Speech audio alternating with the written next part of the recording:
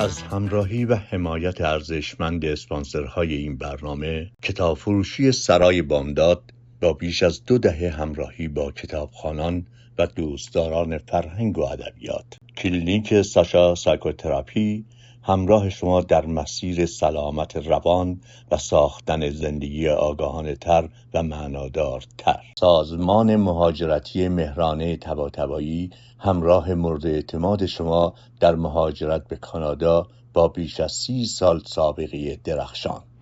صمیمانه سپاسگزاریم. هر یک شنبه ساعت 8 شب به وقت تورنتو در کانال یوتیوب تماشاخانه تیوی به خانواده رو به رشد ما بپیوندید. سلام. خب امروز اومدیم یه جای خیلی باحال که ما همیشه این طرف رو پیدامون میشه. به برنامه 7 TVT خیلی خوش اومدید. امروز اومدیم اینجا تا یه چند تا کتاب پیدا کنیم و گفتیم که خب چه بهتر که همینجا هم برنامه 7 رو ضبط بکنیم. من حسین افسری هستم. هنوز منم مینو نوبهاری هستم. خب میگم که من تو فکر اومدیم اینجا، گفتم خودت پیشنهاد دادی که چون فضا خیلی مساعد و خوب هستش همینجا کارمون رو ادامه بدیم. آره چرا که نه. منم دیدم آره خیلی خوبه و امیدوارم که کارمون یه ذره زودتر تموم بشه که به قراری که داریم برسیم. چون میدونیم ما داریم؟ من دارم. من قراری ندارم. نه من قراره برم که سر تمرین که دوستان کار رو ببینم. تئاتر. سر تمرین تئاتر بعد ببینیم اگر در اون چیزی بود که جزء برنامه ما میشد بعدا قرار بذاریم با هم بریم یه گزارش تهیه کنیم. و خیلی هم عالی. گفتم عجیب بود شما میخوای زود کار رو تموم بکنیم مگه اینکه تمرین تئاتر باشه. خیلی هم عالی. باش میگم بیا صحبت امروز شما اینجا نیومدیم واسه از قبل تدارک ببینیم می‌خوایم چیکار کنیم، ولی بیا صحبت امروز ببریم که بگیم اولین تئاتری که دیدیم چی بود، چه جوری شد ما رفتیم یه تئاتری بود. اولین تئاتر خب من یه بار گفتم که من قبلا از طرف مدرسه اولین بار بود که وقتی ما رو بردن اردو یه صحنه تئاتر رو تونستم از نزدیک ببینم. اما قبل از اون توی فکر میکنم 6 سال رو حداقل داشتم میفهمیدم همه چیو که رفتیم یه نمایش ایرانی دیدیم. نمایشی که بعداً فهمیدم بهش میگن تعزیه یا شبیخوانی. بگم توی ایران توی ماه محرم بود. بعد خب تقسیم بندی داره دیگه، میدونی اشقیا و نمیدونم سمت امام ها قبل از که ادامه بدی باید بگم تعزیه هم یکی از اون هنرها بودش که با اومدن جمهوری اسلامی مورد لعن و نفرین مردم قرار گرفت. متاسفانه همه فکر کنن مثلا تعزیه یکی از ارکان‌های این جمهوری اسلامی هست، حالی که تعزیه یکی از فرمای کهن تئاتر ماست، قدیمی ترین فرم تئاتری ما هستش. ما 2 تا فرم تئاتری داریم که خیلی قدیمی هست، یکی برای شادی و جشن‌ها سیاه‌بازی و تخته‌بازی هست که تخته‌بازی در حقیقت روی حوض تخته می‌زدن که اونجا اجرا می‌کردن. یکم برای مراسم عزاداری و اینا تعزیه بود. ولی جالب اینه که این تعزیه خیلی یکی از کسانی که روی تعزیه خیلی کار کرد بیضایی بود. یادش بخیر، بیضایی روی تعزیه خیلی کار کرد و خیلی تحقیق و بررسی کردش و این اطلاعاتی هم که ما الان داریم یا متنای تعزیه که داریم اینا رو از بیضایی واسه ما جمع آوری کرده. ولی اینها همه والا قبل از جمهوری اسلامی بود. تو جمهوری اسلامی علاوه اینکه تعزیه رشد نکرد بعد که سرکوب هم شد. این خیلی جالبه. بعد همه فکر می‌کنن که حکومت در واقع تمامیت خواه رو همه چیز دست میذاره دیگه. همه فکر می‌کنن مثلا تو جمهوری اسلامی تعزیه رشد کرد. نه، تعزیه رشد نکرد. هنر تعزیه رشد نکرد. یک چیزهایی به اسم تعزیه به خورد مردم دادن که بگن این مال حکومته. درسته. و من متاسفم از این قضیه. حتی اتفاقا میخواستم بگم که حتی دیگه الان اون تعزیه حرفه‌ای هم نیست که کسایی رو داشتن که حتما مسلط بودن به آواز خوندن و رو صداشون کار میکردن، رو بیانشون کار میکردن و خیلی حرفه‌ای بودن توی این قضیه. تمام در واقع نکاتش رو رعایت میکردن. یکی از امتیاز تعزیه این بود که بازیگرای تعزیه یا شبیخوان‌ها چند تا امتیاز باید می‌داشتن که این کار رو میکنن. یکیش صدای خوب داشتن بود. باید صدای خوب می‌داشتن. 2 باید موسیقی رو میشناختن، نوت رو میشناختن، خارج نخوندن، خارج از نوت نخوندن. سوم باید در کنار این بازیگری هم میتونستن بکنن. و یکی از کارهای خیلی مهمی که اکثر بازیگرای تئاتر من فکر می‌کنم توش یه مقدار قاصر هستن، حالا اکثر نگم بخشی بگم یا من دیگه بد حمله ها به من نیاد، بخشی توش قاصر هستن، چند تا کارو با هم نمیتونن انجام بدن. یکی از مشکلات تئاتر هستش که بعضی از بازیگرای تعزیه چند تا کارو با هم انجام میدادن، یعنی هم میخوندن، هم میزانسن میدادن، هم میجنگیدن، هم اسواری میکردن، ادای اسواری و همه اینا رو با هم دیگه. و ببین تعزیه یاد داد به من که آقا ما میگیم فراد، دجله و فراد، یه کاسه آب میذارن میگن دجله و فراد و تماشاچی میپذیرد. فاصله گذاری وقتی که میگیم شما خب توقع داریم وقتی میرین تئاتر بازیگرا غرق نقش بشن و اون نقشی که دارن رو خیلی جدی براتون بازی کنن، ولی وقتی میگیم به شیوه فاصله گذاری در واقع داره اجرا میشه، یا میبینید بازیگر مثلا من و آقای افسری مثلا داریم با هم دیگه یک نقشی رو بازی میکنیم، بعد وسطش سلام شما خوب هستید قربونت برم و بعد میگم خب آره، یعنی مکس میکنیم، برمیگردیم رو به تماشاگر، با تماشاگر حرف میزنیم، حتی نظرش رو میپرسیم، میگیم اگه شما بودین توی همچین موقعیتی چی میگفتین، چی کار میکردین. و شما میبینین که توی کارهای تعزیه و شبیخوانی بازیگرای تعزیه دست خودشون نوتاشون رو دارن، یعنی دیالوگاشون رو نوشتن توی دستشون و از روی اون میخونن، هیچ وقت حفظ نمیکنن، برای اینکه میخوام بگن ما اون نقش نیستیم، ما داریم شبیه خوانی میکنیم.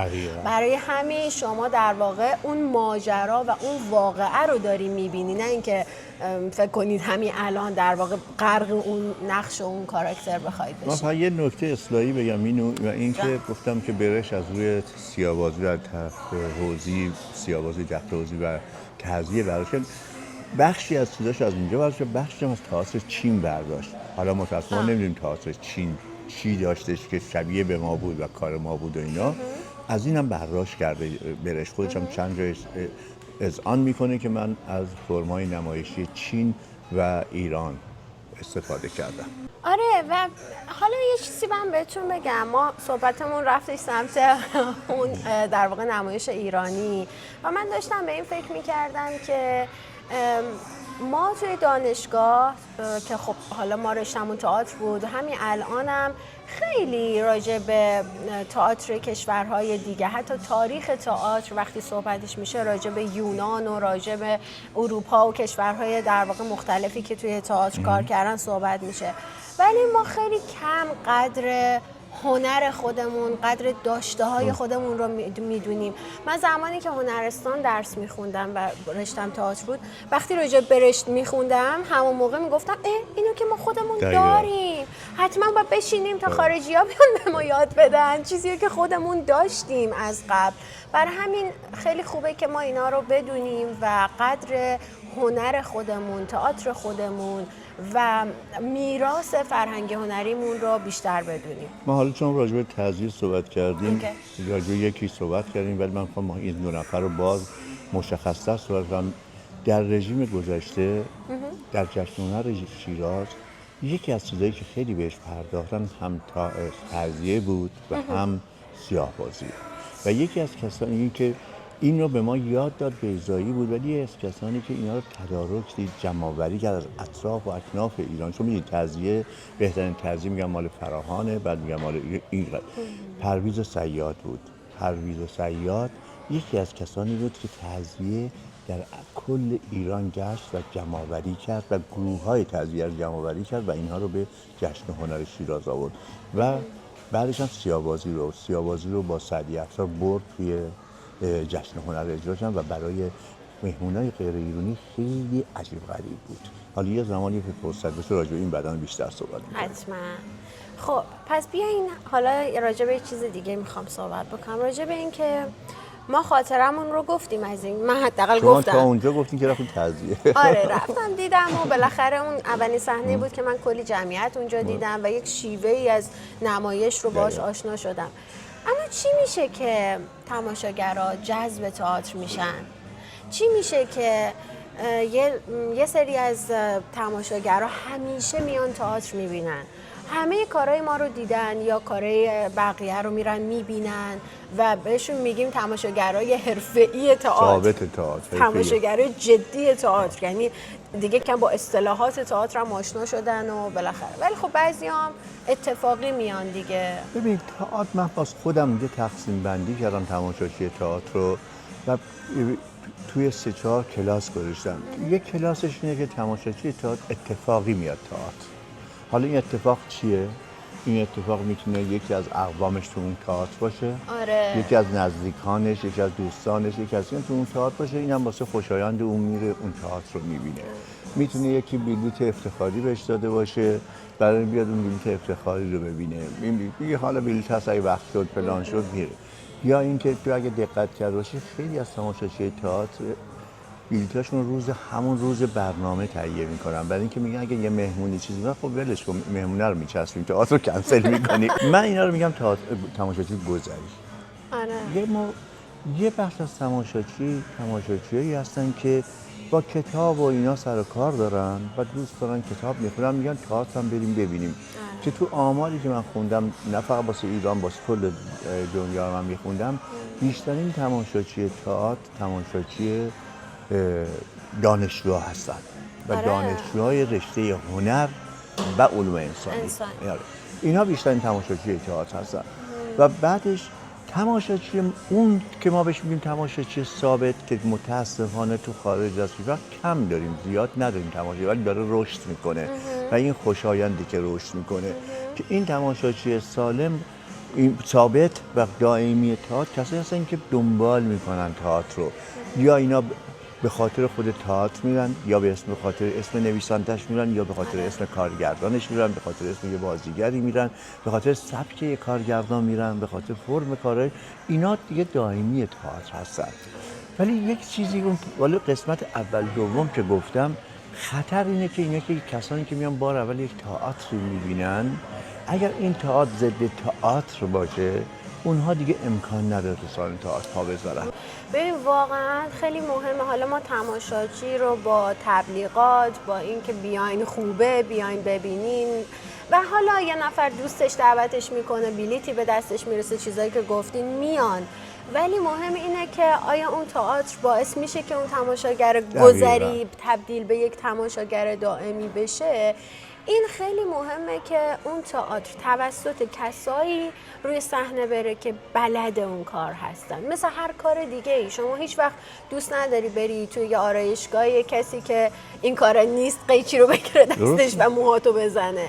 به همین دلیل هم وقتی شما میرید که تئاتری رو میبینید، قیچی روحتو میزنه، روحتو روانتو میزنه. و من همیشه میگم که ببین تماشاچی فکر نکنین که متوجه نمیشه. تماشاچی، همه تماشاچی‌ها تفاوت کار خوب و کار بد رو متوجه میشن.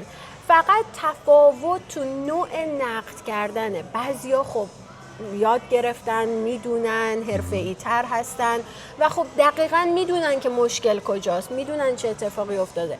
ولی تماشاگری که خب رشتهش نیست، حرفش نیست، یه درس دیگه خونده، یه کار دیگه داره، میاد نگاه میکنه میگه نمیدونم چی، ولی فکر میکنم احساس خوبی نداشتم، فکر میکنم خیلی بچگانه بود، یا نمیدونم اینجاش خیلی حوصله‌مو سر برد، یه اتفاق این مدلی. و من به شخص یاد گرفتم وقتی که تماشاگر، البته یکی از جمله‌های یکی از پیتر بروک تو ذهن من مونده که میگه وقتی تماشاگر وسط اجرا میره توی گوشیش یا اینکه میخواد با بغل دستیش حرف بزنه، مقصر تماشاچی نیست، مقصر اون صحنه‌ایه که در واقع اون اجراییه که روی صحنه هستش. کاملا درست. اون به خوبی نتونسته تمرکز و توجه تماشاچی رو جلب بکنه. ببین من نمیتونم بگم این یه اصل یک قانونه، ولی من یه جنبندی بعد از این همه سال که تئاتر کار کردم با تماشاچی یه جنبندی برای خودم دارم که من میتونم بفهمم که یه نمایشنامه خوب اجرا شده، تماشاچی با این نمایشنامه اخذ شده، باهاش قاطی شده، یا اینکه نه این چیز نبوده. یکی از چیزایی که من میبینم همیشه توی تئاتر اینه که تماشاچیایی که نمایش تموم میشه یا میخواد تموم شه سریع از سالن میرن بیرون. این من فکر کنم این یک نوع اعتراضه. یک نوع اعتراضی به کار میخوام بکنم و میخوان چیزی نگن میرم بیرون. حتی همون بیرون درم ازشون بپرسید راستی تئاتر چطور بود میگه نمیدونم دیگه، یعنی با این فرهنگ تو شاید یادش نباشه. ولی بعضی کارها رو میبینی تماشاچی نشسته، حالا یه بخش آدم‌ها هستن به خاطر عزیزانشون که تو اون نمایش هستن، ولی یه سری آدم‌هایی هستن که عزیزی تو اون نمایش ندارن ولی نشستن دارن به مزه میکنن، نمیخوان از سالن برن بیرون. یعنی این نمایش اونا رو گرفته، نمایش بهشون لذت داده، میخوان مزهش کنن، این مزه رو میخوان به خودشون نگه دارن، میخوان کاملا آدم حس همو با خودشون ببرن بیرون، نگرشون دارن با خودشون. این نمایش هایی که من میرم میبینم اینو میبینم توش. من حتی یه کار رفتم دیدم، یکی از کارهای حالا اسمشون نمیخوام ببرم، کار تک نفره بود. شاید بیشتر کانادایی بودن، شاید من با یه کامیدیگر بود اسمش. کامیدیگر همین حسو داشتش، ولی نه این میخوام بگم که چه کار، من خودم تماشاچی بودم اونجا. تمام شد نمایش، کار یک تک نفرم بود. باور کن یک رو بعد از نمایش چراغا روشن همین نشسته بودیم، اومدیم آقا بریم بیرون، می‌خوام در رو ببندیم. یعنی انقدر این نمایش اجرای شیرین داشت، ما می‌خواستیم مزه رو نگه داریم، نمی‌خواستیم از دستش بدیم. حالا تو کامیدیگر هم همین حالت پیش اومد. اتفاقا می‌خواستم همینو بگم، سر نمایشایی که ما هم کار کردیم گاهی اوقات ببین البته آدما خب متفاوتن، بعضی خجالت میکشن خیلی بیان نزدیک، بعضی دوست ندارن حالا از دور دست تکون میدن یا اینکه مثلا وای میسن از دور تشویق میکنن بعد میرن. ولی اکثر وقتا همین حسی که شما گفتید و من به عنوان بازیگر میگیرم. زمانی که تماشاگر بعد از اجرای نمایش میبینم با یک لبخند رضایت، بعضی وقتا با چشای پر، یعنی همزمان با من کلی گریه کردن و دوست داره که بیاد یه دو کلمه با من حرف بزنه، خسته نباشید بگه، یه دستمو بگیره بغلم کنه. این حس رو کامل میبینم که احساس میکنم خب راضی‌ان، دوست داشتن، گرفته، اون اتفاق افتاده. من فکر میکنم که ما بخوایم همینجا از همه آدم ها، مخصوصا به کسانی که تماشاچی ثابت تئاتر هستن یا علاقمند به تئاتر هستن، اینها حتما برای عزیزانشون کادو میگیرن و خیلی از کادوهای متداول کتاب هستش. بله. من فکر میکنم که به ایشون پیشنهاد بدیم اگر سبک کار یک کارگردان یا یک نمایش رو دوست دارن یا فکر یا نویسنده یا کارگردان یه بخشی از تئاتر بهشون آشناست و میخوان میکنن، اینها هم کادو بلیط تئاتر بگیرن. یعنی من اینو تو فیلم‌های بیشتر فیلم‌های غیر ایرانی هالیوودی دیدم که مثلا پارتنر میره واسه تولد پارتنرش بلیط تئاتر میگه با هم برن تئاتر ببینن، یا بعد میرن مثلا بلیط کنسرت، حالا بیشتر کنسرت ولی تئاتر هم دیدم که بلیط تئاتر خریدن رفتن میگن امشب به خاطر مثلا تولد تو بریم یه تئاتر ببینیم. و چه قشنگه ما هم این کارو بکنیم، ما هم شروع کنیم تربیت تماشاچی تئاتر و این کارو براشون انجام بدیم. یکی از هدیه‌هایی که همین الان میتونید بدید فرستادن لینک همین برنامه است به عزیزانتون. یکی از هدفهایی که ما توی این برنامه داریم اینه که افراد بیشتری با سبک‌ها و انواع نمایش و ماجراهای پشت صحنه و در واقع پروسه اجرای یک تئاتر آشنا بشن که به این صورت وقتی که یک جایی یه پوستری می‌بینن، یه تبلیغی می‌بینن، حتی بتونن خیلی آگاهانه تر انتخاب بکنن. بعد از یه مدتی میگن من دوست دارم نمایش‌های کلاسیک ببینم، بعضیا میگن نه من فقط دوست دارم این سبک رو ببینم یا کارای این کارگردان رو پیگیری بکنم. هرچی ما بیشتر آگاه بشیم، حتی با یک در واقع آشنایی بیشتری میریم بلیط تهیه میکنیم و بعد از اون حتما رضایت بیشتری داریم، چون همه تئاترها مناسب همه آدم‌ها نیست. حالا به غیر از بحث سنی، یه وقتایی یک سبک یا یک نوع خاصی از نمایش مورد علاقه بعضیا نیست و یک سلیقه‌ای هستش که باید ازش آگاه بشیم. ببین من فکر کنم یه توضیح ما راجع به ضد تئاتر بدیم. نظرت چیه؟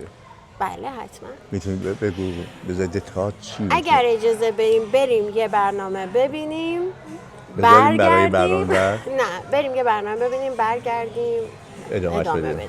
بله. گزارش‌های TVT. این هفته به یکی از قدیمی‌ترین و محبوب‌ترین سالن‌های تئاتر هامبورگ آمدیم. تئاتر سن پائولی. سالنی که درست در قلب خیابان مشهور ریپربان قرار گرفته و بیش از 180 سال است که بخشی از زندگی فرهنگی این شهر به شمار می آید. این تئاتر در سال 1841 افتتاح شد و قدیمی ترین تئاتر خصوصی هامبورگ محسوب می شود. در روزگاری که اطراف آن پر از کافه، موسیقی، سیرک و سالن‌های سرگرمی بود، سن پائولی هم به محلی برای اجرای نمایش‌های مردمی تبدیل شد.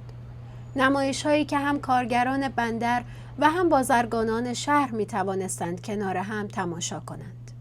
جالب است بدانید که این سالن از همان ابتدا تئاتری اشرافی نبود، بلکه بیشتر به زندگی روزمره مردم نزدیک بود.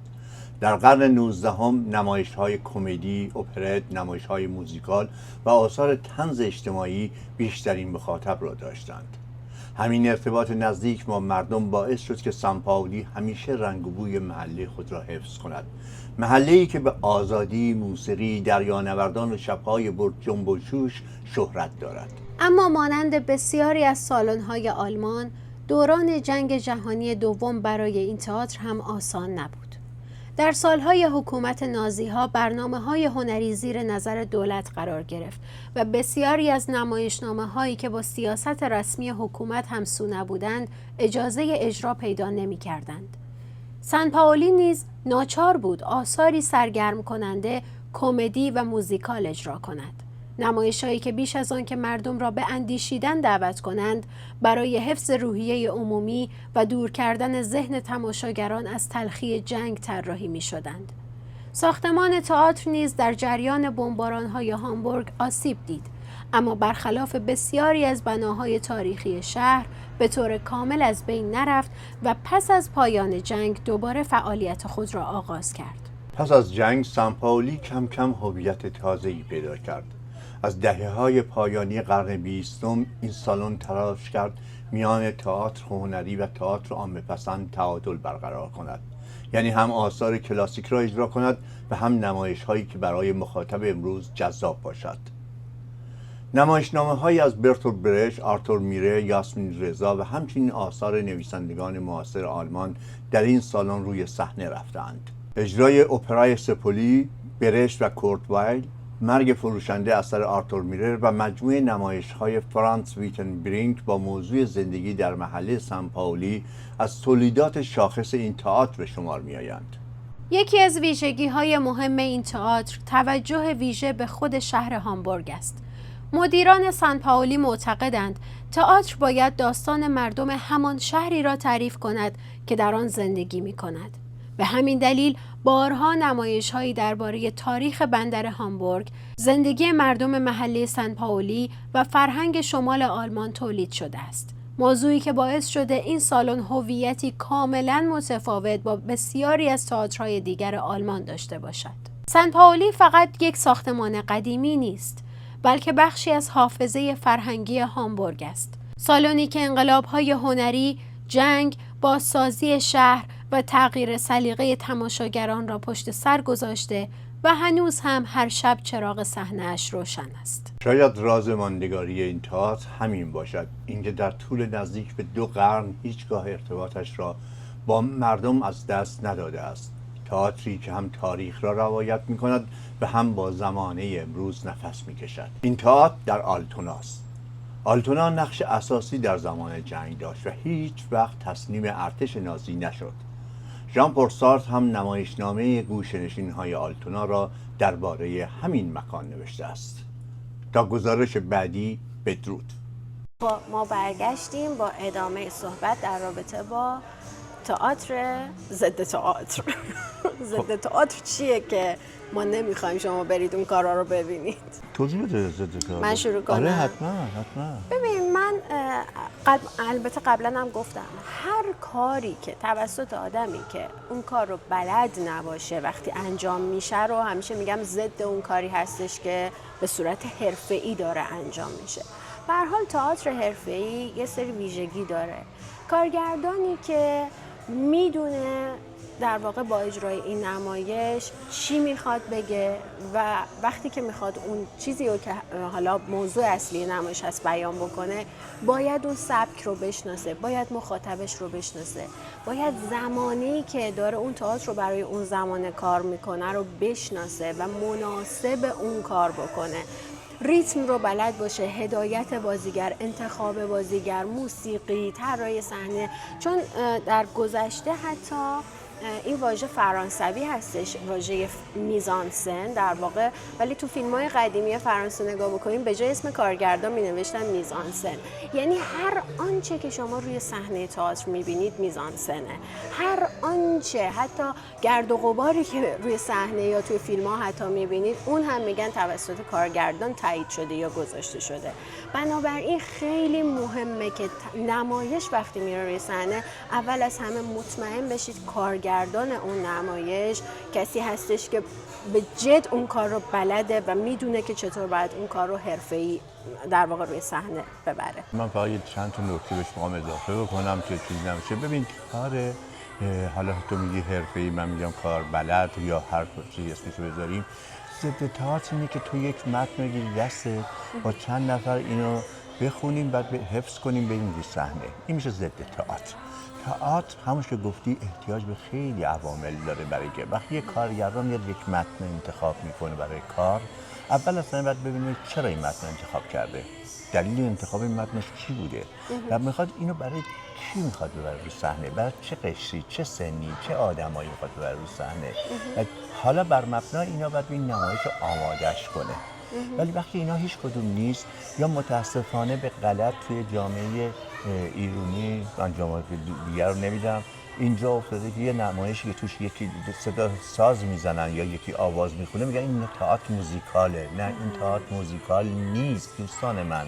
تئاتر موزیکال اینه که از بی بسم الله تا اون آخرش با ریتم نوشته باشن، موزیک توش گذاشته باشه و همه به صورت موزیکال برنامه، مثل شهر قصه مثلا یا مثلا بانوی زیبای من، مثل اشقا و لبخندا، اینها موزیکال هستن. این کاری که توش دو نفر میان یه ذره میرقصن یا دو نفر میان یه دونه آهنگ میخونن یا یه موزیک میزنن، اینو بهش تئاتر موزیکال نمیگن. میگن تئاتری که موزیک زنده داره، تئاتری که خواننده زنده داره. این اصلا تئاتر موزیکال نیست و این به غلط جامعه ایرانی جا افتاده. لطف کنیم بعد از این واژه برای هر تئاتری استفاده نکنیم، چون کار موزیکال کار بسیار سختیه. ضد تئاتر اینه که تماشاچی میاد بیرون میگه بر پدر و مادر من لعنت اگه بعد از این برم تئاتر ببینم. اینو بهش میگن ضد تئاتر. در یک جمله میگم بیا با هم بریم در ادامه بحث. ما همین هنرمندی عزیزی است که امروز بخوایم معرفی کنیم، اون هم راجع به این صحبت میکنه. 100%. یادی از هنرمندان.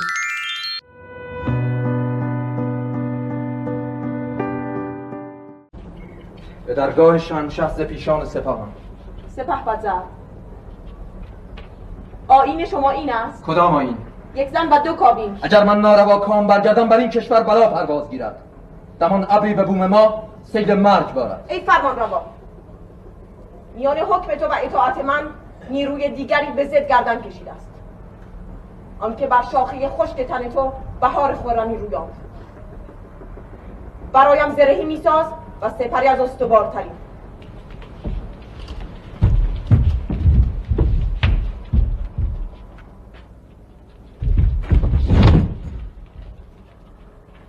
چرا چیزی نمیگی؟ دارم حرف میزنم. اما سکوت کردی. گاهی سکوت بلندتر از کلمات شنیده میشه. پس شاید تئاتر از جایی شروع میشه که کلمات تمام میشه. بعضی از هنرمندان فقط نمایش اجرا نمی کنند. نگاه ما را به تئاتر عوض می کنند. هنرمندی که امروز از او یاد می کنیم از همان آدم هاست. آربی آوانسیان. اگر از اکثر کارگردانان بپرسید چه کسی نگاهشان به صحنه را تغییر داد، فقط یک نام گفته می شود: آربی آوانسیان. او از اولین کسانی بود که نشان داد تئاتر فقط قصه گفتن نیست. تئاتر باید تصویر، موسیقی، سکوت، نور و حرکت باشد. آربی آوانسیان در سال 1321 در اصفهان و در خانواده ارمنی به دنیا آمد. در سالهای جوانی عاشق ادبیات، نقاشی و تئاتر شد و برای ادامه تحصیل و آموختن شیوه‌های نوین کارگردانی به اروپا رفت. تحصیلش را در لندن و در آمریکا در رشته تئاتر، طراحی صحنه و لباس و فیلم گذراند و وقتی به ایران بازگشت، نگاهش به آنچه در صحنه‌های ایران اجرا می‌شد تفاوت داشت. او اعتقاد داشت کارگردان فقط اجرا کننده متن نیست. کارگردان باید جهانی تازه خلق کند. به همین دلیل در آثارش میزانسن، نور، سکوت، فاصله بازیگران، موسیقی، حتی نفس کشیدن بازیگر بخشی از زبان نمایشی بود. در دهه 50 آربی آوانسیان یکی از مهمترین چهره‌های کارگاه نمایش شد، جایی که تئاتر آوانگارد ایران از آنجا پا گرفت. او نمایشنامه‌هایی از بکت، اوژن یونسکو، ژان ژنه و پیتر هاند رو روی صحنه برد و تماشاچی ایرانی تئاتر را با شیوه تازه‌ای از تئاتر آشنا کرد. با نمایش باغ آلبالو به کارگردانی آربی آوانسیان تئاتر شهر افتتاح می شود و نمایش پژوهشی ژرف و سترگ نوشته عباس نلبندیان توانستند جایزه اول جشن هنر شیراز و جایزه تلویزیون ملی را برنده شوند. پرویز پورحسینی که در بسیاری از کارهای آربی و در فیلم چشمه بازیگرش بود، در مورد آربی گفت: اولین نمایشی که از آربی دیدم نمایشی از آگوست استرینبرگ به نام مادمازل ژولی بود که طراحی صحنه و کارگردانیش فوق‌العاده بود. او همیشه تلاش میکرد میان فرهنگ ایرانی و تئاتر مدرن جهان پلی بسازد. برای آوانسیان فرم به اندازه محتوا اهمیت داشت. هنوز هم اجراهای آوانسیان برای دانشجویان تئاتر حالت درس دارد. روایت است در تمرین‌ها بسیار سختگیر بود. گاهی یک حرکت کوچک باید 10 بار تکرار می‌شد. او اعتقاد داشت تئاتر هنر دقت است. جزئیاتی که شاید تماشاگر آگاهانه نبیند ولی احساسشان می‌کند. پس از انقلاب مانند بسیاری از هنرمندان آن نسل ایران را ترک کرد و سالهای زیادی در خارج کشور زندگی و تدریس کرد.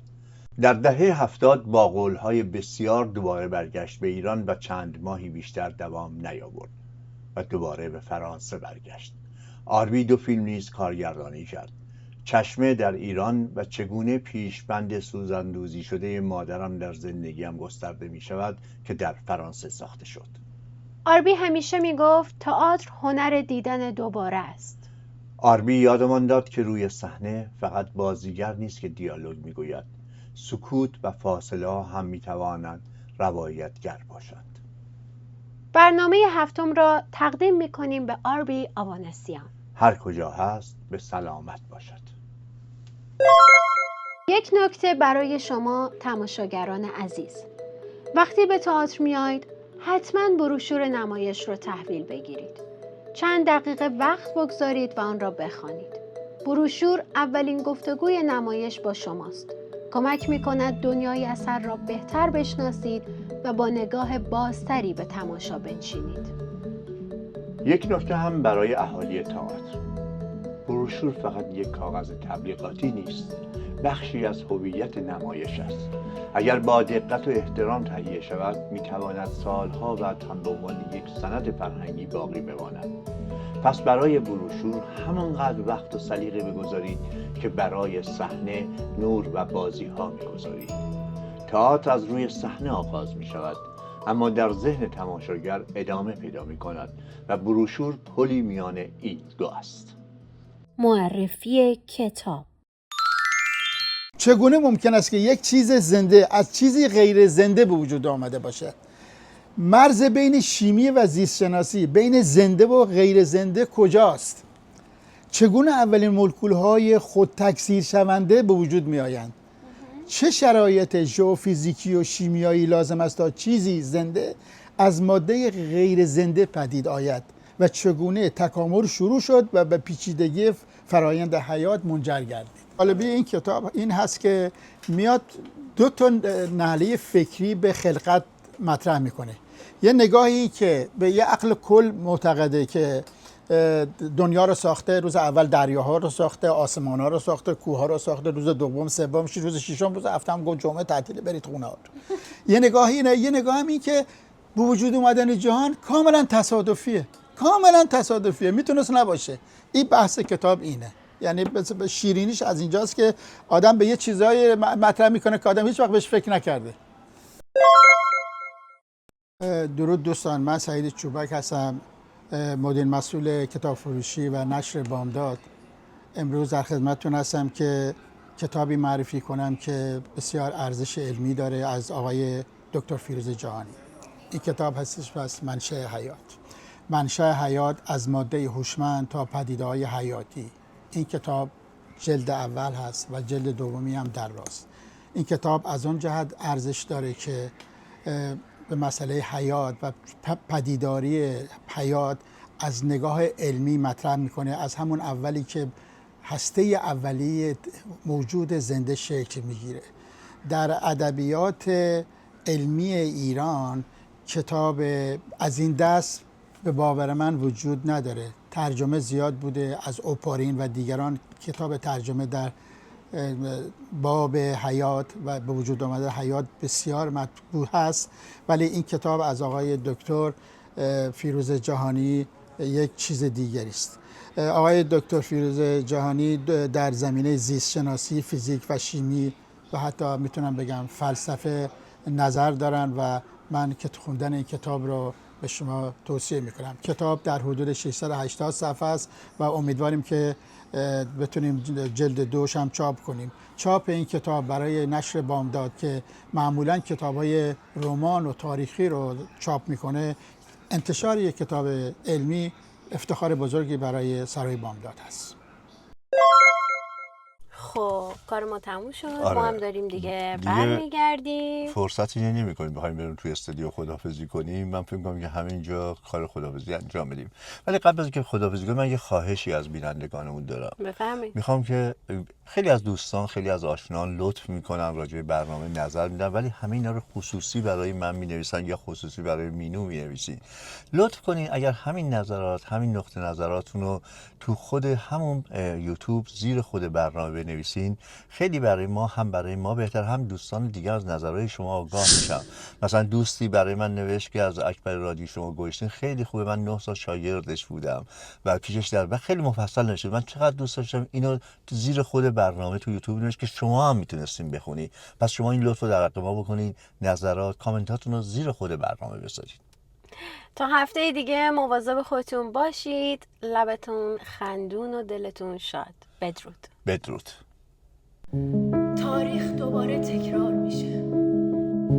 گامی دیگر، نمایشی از زنان برای زنان، نمایشی از ستم بر زنان جهان، نمایشی مستند از 47 سال ستم بر زنان ایران. 13 سپتامبر، ونکوور.